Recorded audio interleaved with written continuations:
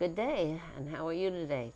Today we have with us on the TV show is Peter Burrows, the Superintendent of the Addison County School District. Good morning. Good morning. How are you today? Good. Good. Yeah. Surviving the ice. Surviving the ice, yes. Yeah. Well, it's sort of going away.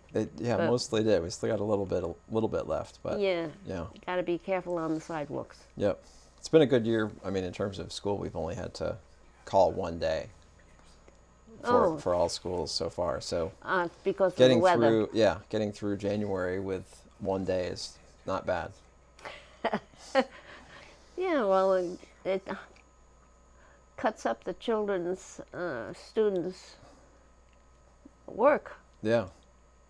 Yeah. Yeah, and it pushes it to the end of the year, and it's much better if you can have school to have school. Of course, our big issue with school closure is busing.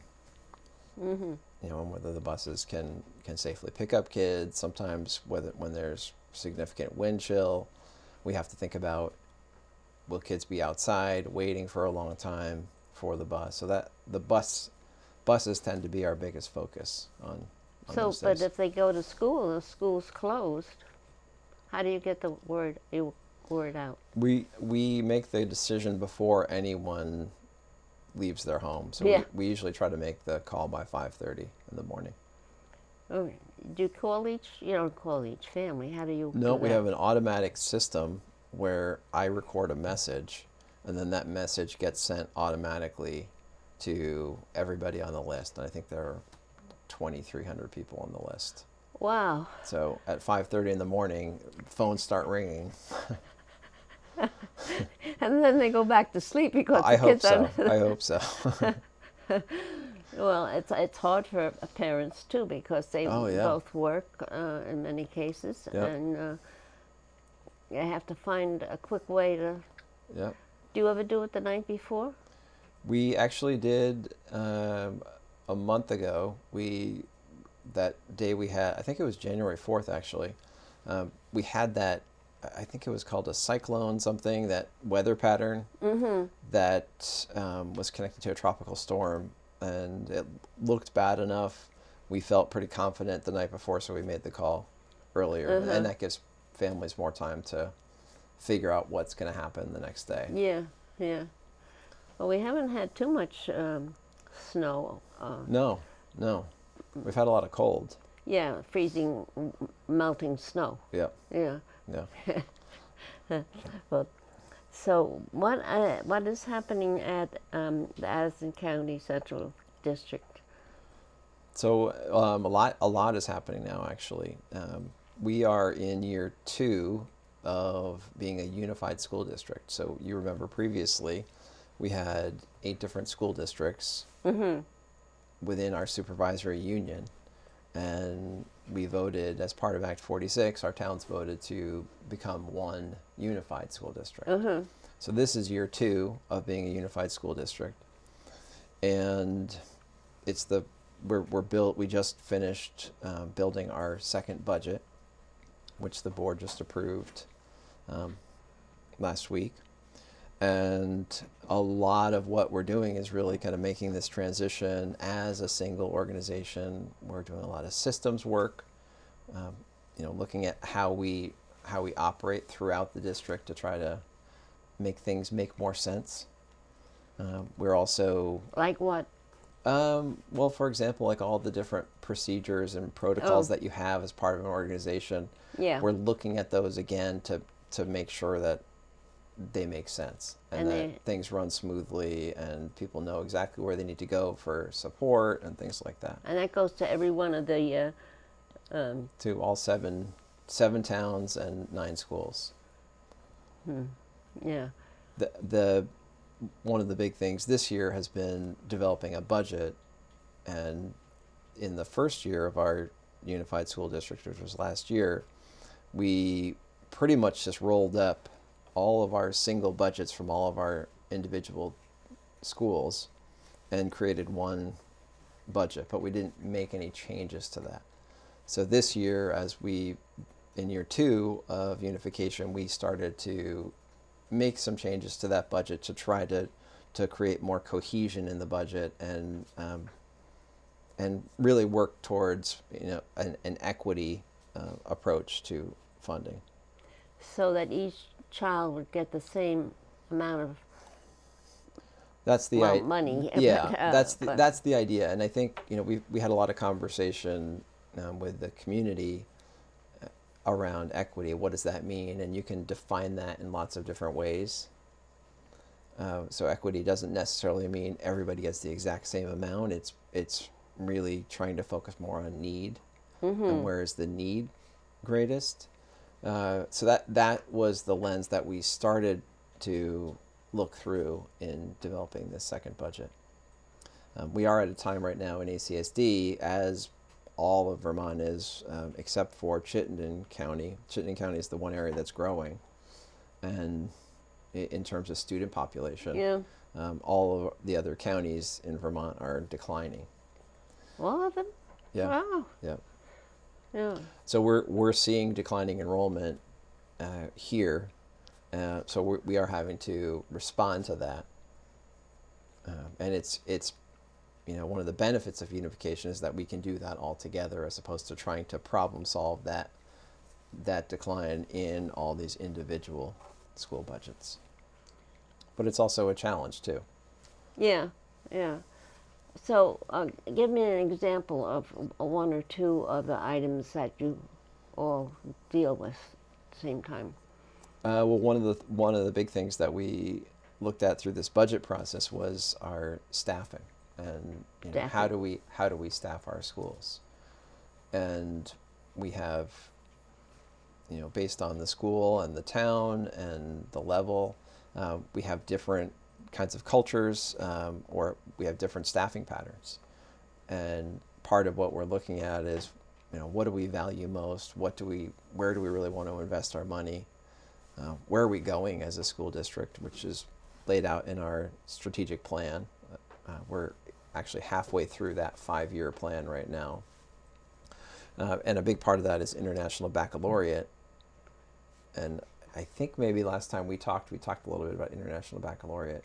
And I think we were in the inquiry part of looking at International Baccalaureate. So we are in year 2 right now of becoming of a 3 to 4 year process to become an International Baccalaureate World District for the whole district. And so that, in terms of our funding, that's our priority is supporting that work. Is that meaning that you have to give in here and do more there to be with the national or international?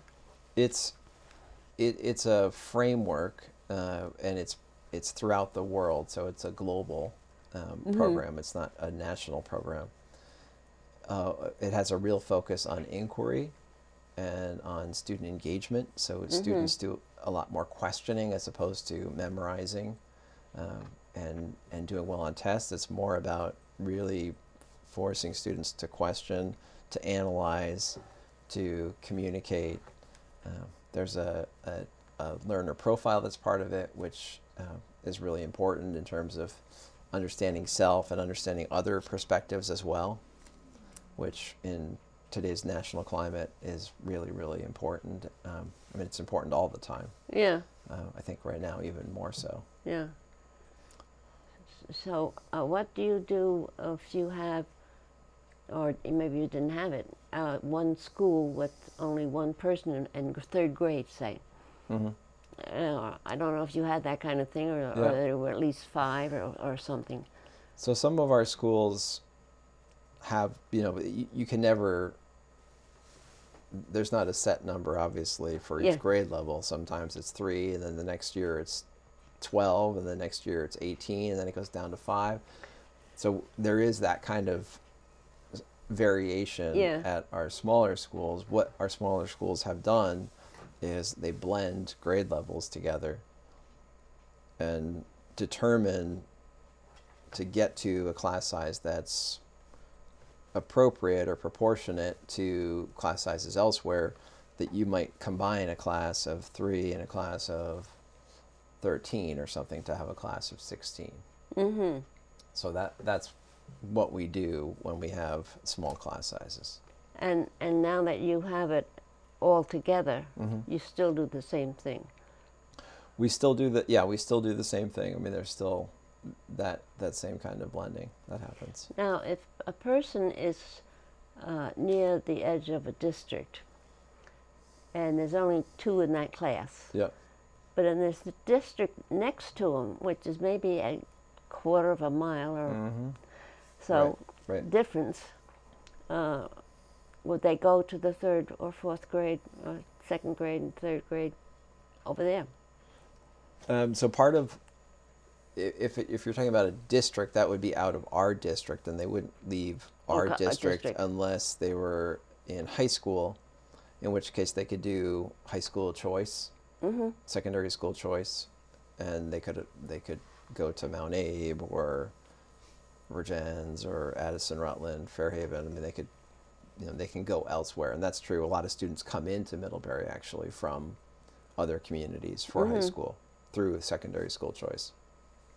In terms of elementary students, right now, the board has not opened up school choice. It's something that they'll be talking about this spring in terms of families, whether families could choose, like I live in Middlebury, could I choose to send my child to Salisbury or Ripton or somewhere else?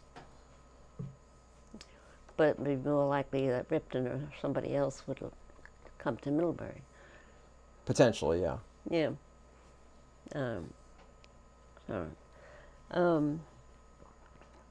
What is the general outlook for education as at the state level?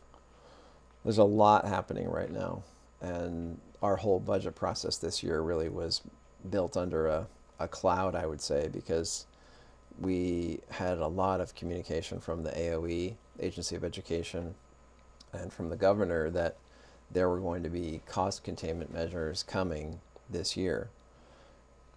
And of course, our budget cycle is really challenging because we budget before the legislature is done with their work.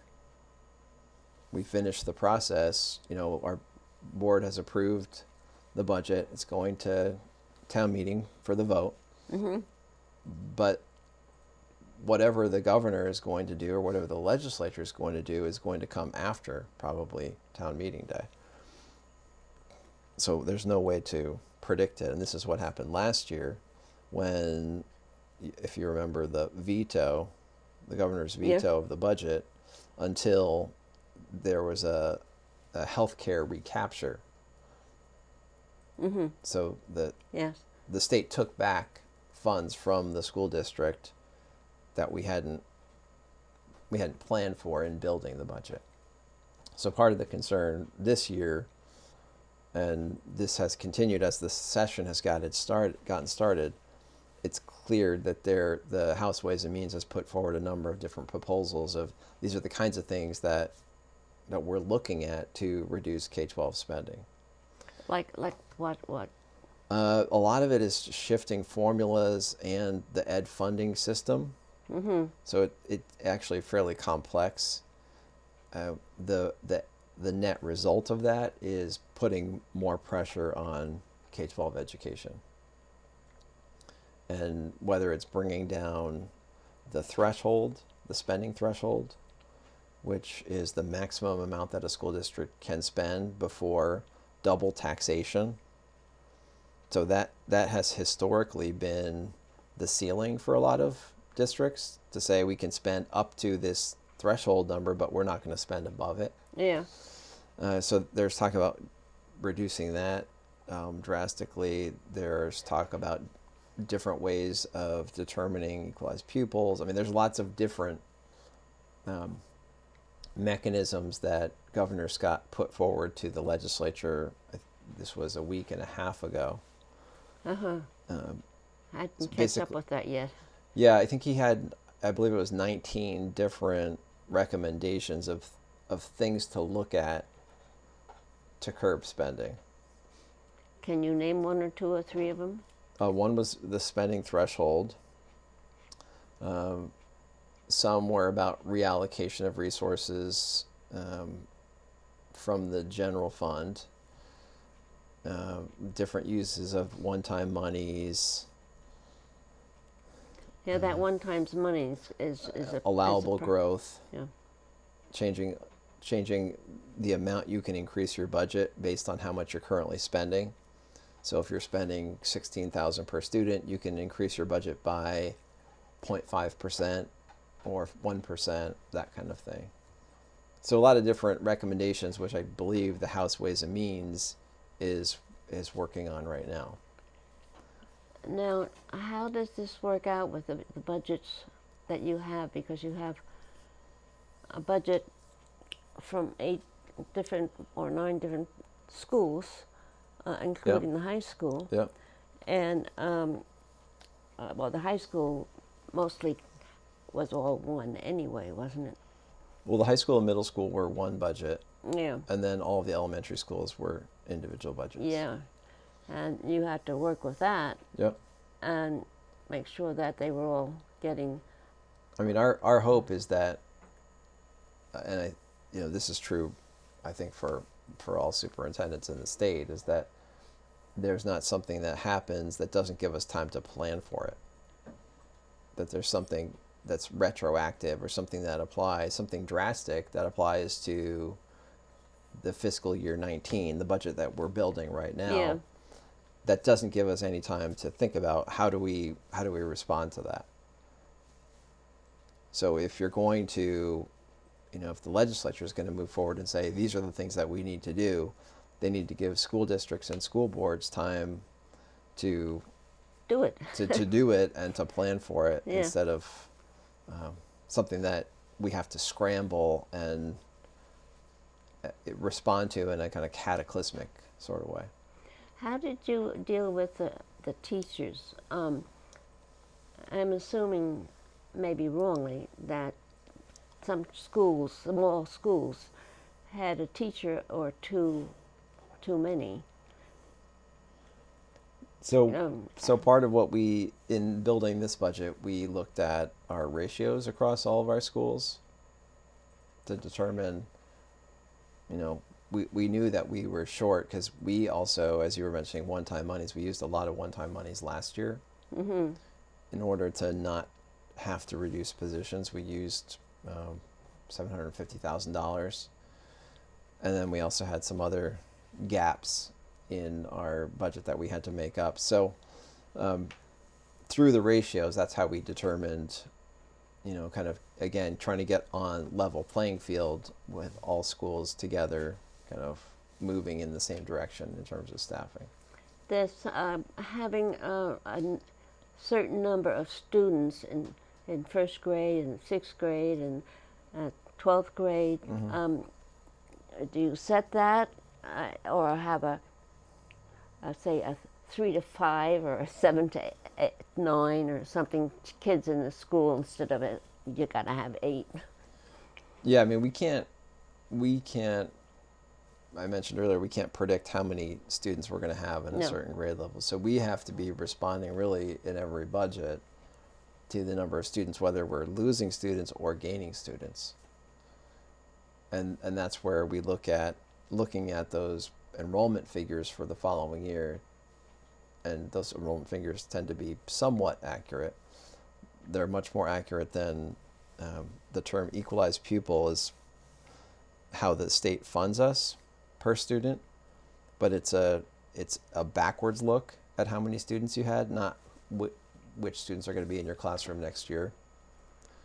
So through looking at enrollment, we can get a general sense of what our staffing needs will be for the following year.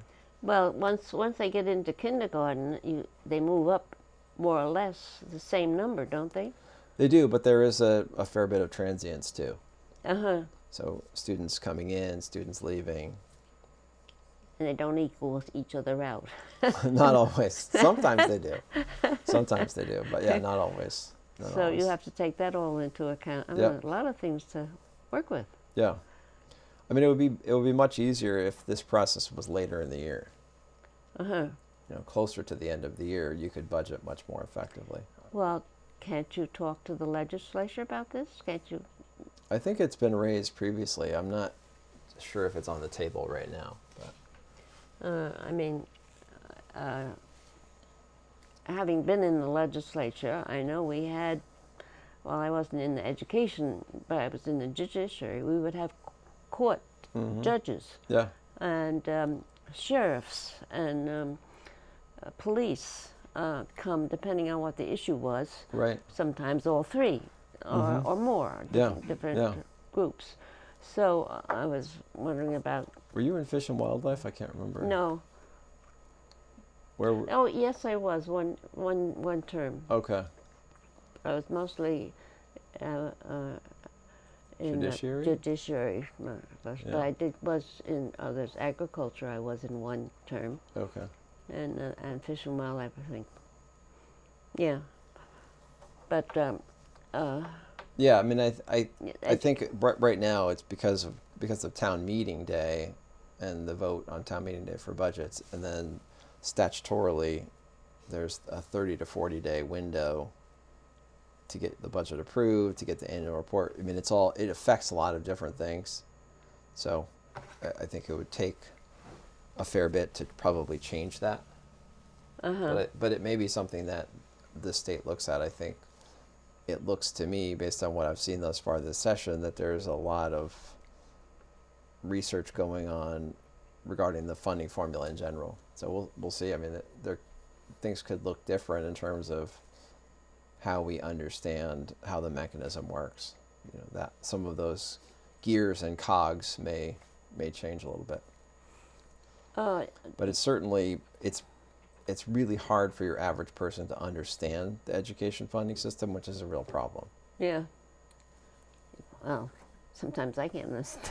Well, it's hard for the people in the system to understand Yeah. it, and then just trying to explain it, and that's been raised a lot. That we need to. It's overly complex. It could be simpler than it is. Yeah. Well, that's good. Something to look forward to. Yeah. Yep. Simplicity.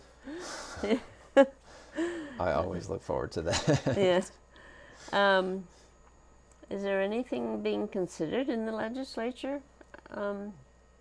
now that I think one of the things I know House Education is looking at is Act 166, the pre-K, universal pre-K. So there's been some challenge in terms of who oversees it, because it was both the Agency of Education and Agency of Health Human Services.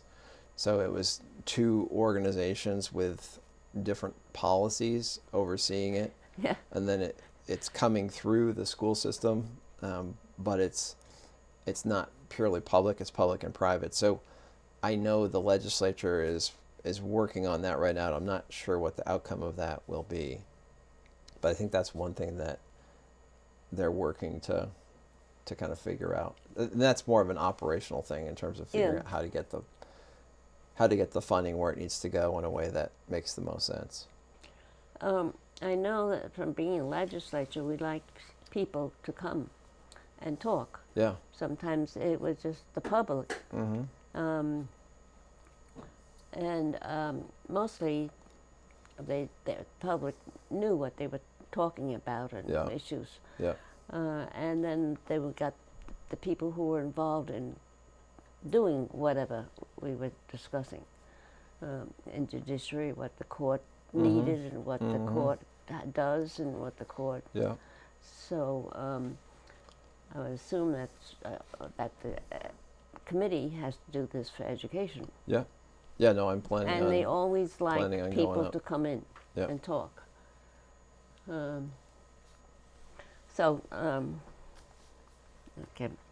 I have a plan to go in and once things start to gel a little more, to see kind of what bills are being taken taken seriously. I'm going to be spending a few days up there. Yeah.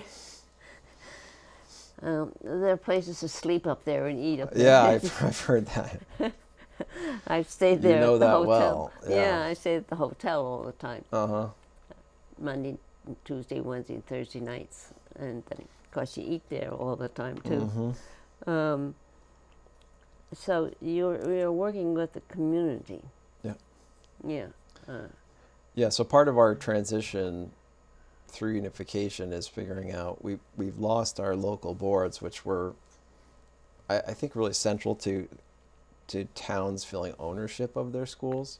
We didn't necessarily have a ton of people come to the local school district meetings, Yeah. but I think they represented a real sense of ownership of the school. So we're working on, right now, we have a community partnership council, and that group is helping to, along with some other people, is helping to work towards developing partnership teams at schools, which would include community members and the principal and parents working together to improve schools, and something that's a bit stronger and deeper than just a parent group, than a typical parent group, which are really important, but this would kind of, in some ways, bridge the gap left by our district boards, which no longer exist. Why don't they boards. no longer exist? So they became part of the unified district board. So through unification, these 8 school boards all merged into one school board. You'd think that you could have one school board, but they could have like committees up from each town to help. We're no longer really town. We're not governed by town anymore. We're governed by everybody together, governing each other. Yeah. But you have. But that's what these partnership teams would help to bring that kind of ownership to schools. And to the town schools. Yeah. Yeah. Yeah. Yeah. Yeah. And that's, as you know, that's, I think, one of the greatest strengths of Vermont is our community involvement and community support for education. Oh yeah. Yeah. And if you've lived anywhere else, you know how special this is. Yeah. Yeah. No, we did quite a bit up in the legislature. Yeah.